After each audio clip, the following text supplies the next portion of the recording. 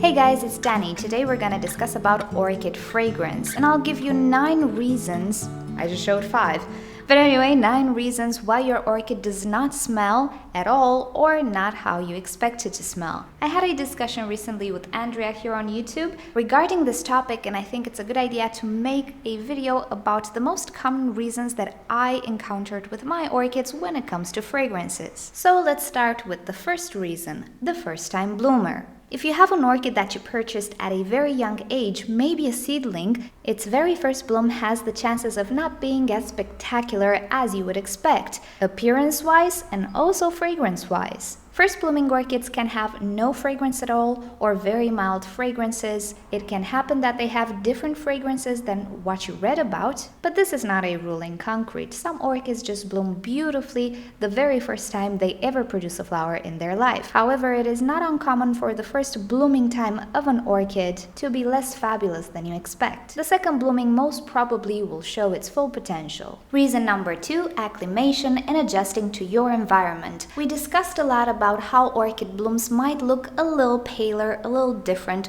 when they open in your environment compared to the older ones which opened in the environment of the nursery they grew in. But fragrance is seriously affected by this as well, and I have 2 examples. The first is the already very known Rincorita's Bangkok Sunset. In the first year of me owning it, it produced quite pale flowers. It also did not have a fragrance, quite at all. The next bloomings were indeed what I expected them to be. They were fragrant, beautiful, and ever since then I didn't have any more issues. The second example is the Phalaenopsis Leodoro Sweet Memory, which is famous for her fragrance. When I purchased it for about 5 days or so, it did not release any fragrance. But one day out of the sudden, my balcony was full of her fragrance. So it just took that many days for the orchid to completely adjust to my environment, or at least as much as to release her fragrance. But this acclimation process can take anywhere from a few days or a few weeks to even up to a year. It really depends on the orchid. And also her health, which leads me to reason number 3, stress. The major stress factor for orchids is their health. If they don't have enough roots, not enough foliage, they will not produce quality blooms either, and fragrance can definitely be affected. And I had numerous orchids that I did purchase at a discount. Their first bloom was not spectacular.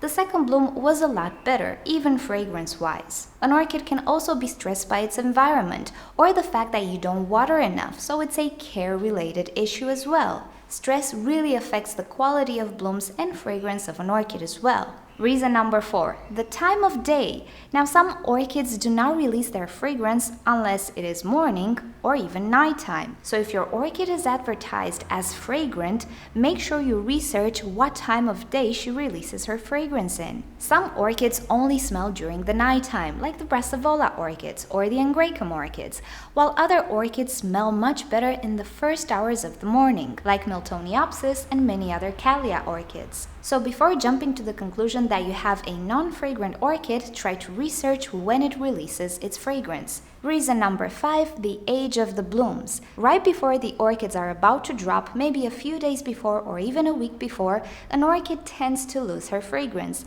I had this happen with my Phalaenopsis San Passat this year. As fragrant as she was, a week or a week and a half before the bloom started to fall, she stopped releasing fragrance. So if you just purchased an orchid that you know is fragrant and it does not release any fragrance for you, and also the blooms are all open, there are no buds on the flower spike, it might be that the blooms were open for quite a lot of time and they're about to finish their cycle. The next blooming will definitely be fragrant. Reason number 6, environment and care. The non-fragrant blooms are the least of your worries. You first need to take care that the orchid is happy in the environment you are providing and the care you are providing. Things like not watering in time, having a lower humidity, not offering enough light, and other reasons can indeed affect not only the health of the orchid, but also the fragrance. It's pretty much a chain reaction. If something stresses the orchid in your environment and with your care, this can translate in poor blooms and non-fragrant blooms. Reason number 7, hybrid or species variability. With some hybrids or species, there are differences between individual orchids. and one of these differences might be related to fragrance.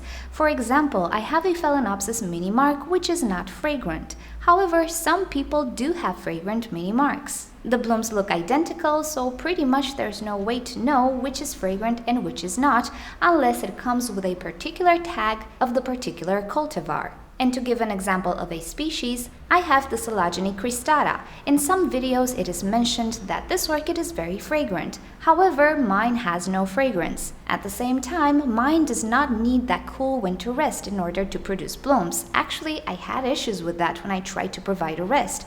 So you can see even with the species, there is a degree of variability. And sometimes, although maybe rarely, it can happen that your particular hybrid or species is simply not fragrant, although others might be.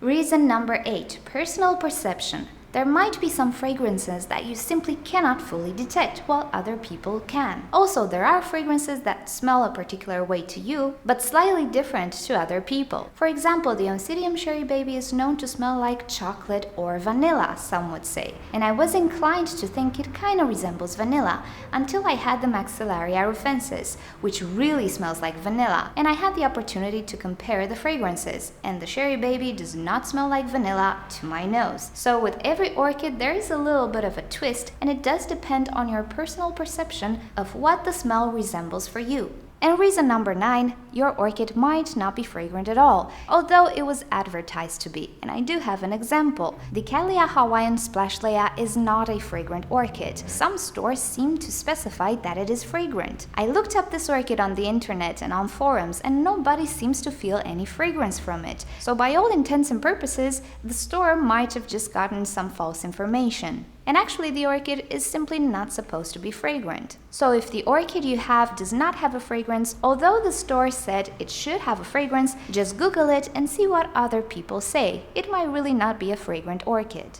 So these were my 9 reasons why orchids are not fragrant, or they're not as fragrant as you'd like them to be. And by the way, if you're interested to know what this stand is, check out the info card right here or the description below. I do have a video on it, and I know that many of my viewers ask me about this stand, so you can learn more if you visit the link. And before I let you go, please take a moment to rate this video below with a like if you've enjoyed it, or a dislike if not so much. A share would be fabulous. These are things that help my channel grow and keep me going with my daily videos. Don't forget to subscribe for daily orchid and plants videos, and if you ever have questions regarding orchids or suggestions for videos, please leave me a comment down below. I always check my comments. If you ever want to send me a letter, do so at the address you see right here or in the description below. And also, you can choose an option on the screen if you like to watch another orchid video from me, or visit my website orchidnature.com. Thanks for joining. I'll see you all next time. Bye!